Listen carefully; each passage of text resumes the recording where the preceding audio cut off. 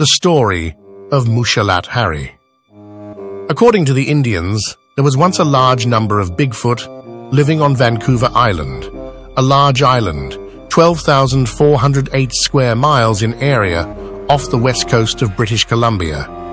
The Indians knew about them, feared them, and respected them, but granted that they were harmless.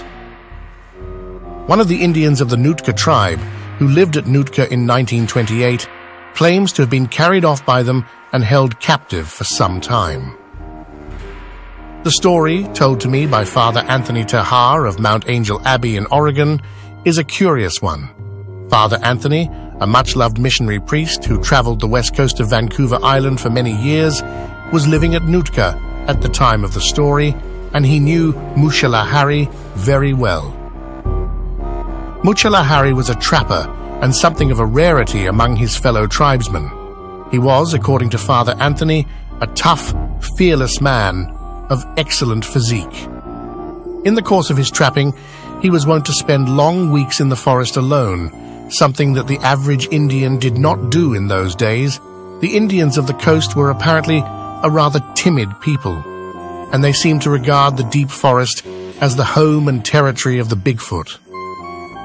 When they went into the deep inland forest for any reason, they never went alone. Muchalat Harry was different from other Indians. He went in the forest alone and feared nothing.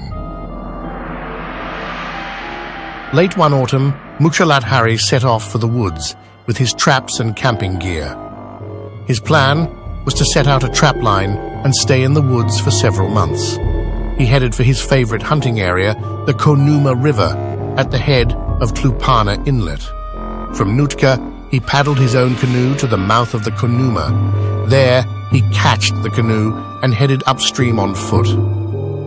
Approximately 12 miles upstream, he made his base camp, and after building himself a lean-to, started to put out his trap line. One night, while wrapped in his blankets and clad only in his underwear, he was suddenly picked up by a huge male Bigfoot and carried off into the hills. He was not carried very far, probably a distance of about 2 or 3 miles at the most. When daylight came, he was able to see that he was in a sort of camp under a high rock shelf and surrounded by some 20 Bigfoot. They were of all sexes and sizes. For some time, they stood around him and stared at him. The males to the front of the curious group females behind them, and young ones to the rear. Muchalat Harry was frightened at first, and his fear grew to terror when he noticed, he said, the large number of bones lying around the campsite. When he saw these, he was convinced that the big feet were going to eat him. The big feet did not harm him in any way. Occasionally one came forward and touched him, as if feeling him, and when they discovered that his skin was loose, it was in fact his woolen underwear, several came forward and pulled at it gently. While they looked at him and examined him, Muchalat Harry sat with his back to the rock wall and did not move. He was cold and hungry, but his thoughts were only on escape. Sometime in the late afternoon, curiosity on the part of the big feet seemed to slacken, and with most of the big feet out of camp, probably food gathering, he thought, there came the opportunity that he needed. He leapt to his feet and ran for his life, never looking back. He ran downhill toward where he guessed the river to be, and sure enough, he soon came to his campsite. In what must have been blind panic, he bypassed his camp and ran for 12 miles to where his canoe was cached at the mouth of the Conuma. Father Anthony describes the story of Muchalat Harry's arrival at Nootka as follows. It was probably 3 in the morning. He and his brother Benedictines were asleep, and the village was quiet. Suddenly, there was a series of wild cries from the waters of the inlet. Lights were lit, and he and others hurried down to the water's edge. There, near frozen and exhausted in his canoe, lay Muchalat Harry. He was barefoot and clad only in his wet and torn underwear, and he had paddled his canoe through the winter night, 45 miles from the mouth of the Conuma River. Father Anthony and his companions carried the almost lifeless form up from the water's edge. It took 3 weeks to nurse Muchalat Harry back to sanity and good health. Father Anthony, who took him into his own care, did the nursing, and he told me, Peter Byrne, that during the course of these 3 weeks, Muchalat Harry's hair turned to pure white. The story of the kidnapping came out slowly. At first, Muchalat Harry would talk to no one. Then he told Father Anthony what had happened, and later, others.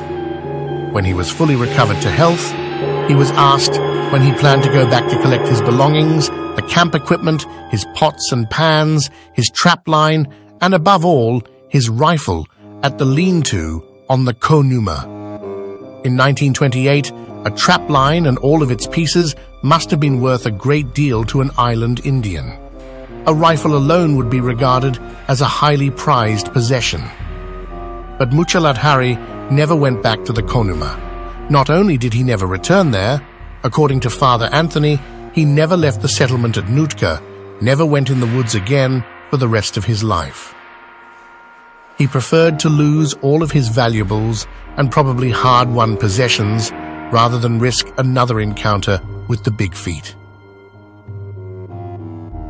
Late in 1972, I had occasion to visit Vancouver Island. I was on a routine investigating trip, and when I found myself at Nanaimo, not too far by road from the west coast, and the scene of Muchalat Harry's adventure, I drove there. I stopped in Gold River and obtained from the Royal Canadian Mounted Police some maps and instructions on how to get to the Konuma River area. Nowadays, there is a logging road that runs all the way down to the mouth of the river, and one Sunday morning, with the logging trucks out of the way, I drove there and made camp on the Konuma. I spent several days there, walking the riverbed and exploring. I tried to make a rough determination of where Muchalat Harry might have had his lean-to, and I found a place that offered a good campsite, 12 miles from the mouth of the river on the edge of a series of high bluffs. The salmon were running in the Konuma while I was there, and all night long I could hear them splashing up the shallow waters of the river. In the morning, Black Bear worked the river, getting the salmon that had come ashore in the night or had become tangled in the limbs of fallen trees that lay in the river. I counted 6 bears in several days. The country was generally wild and deserted, and the actual mouth of the Konuma, where it flowed into the salt waters of the inlet, was one of the most beautiful places I have ever seen. Some of the forest close to the river had been logged off, but the logging work had moved on west, and while I was there, it was quiet. The days began with morning mists on the river, and then warmed to the clear crispness of perfect autumn weather. Evenings were cool and damp, and nights bright with starlight that provided almost enough light to read. I found no sign of Bigfoot on the Konuma, nor any sign of Muchalat Harry's trapline or lean-to. I hardly expected to find anything of the latter after 40-odd years.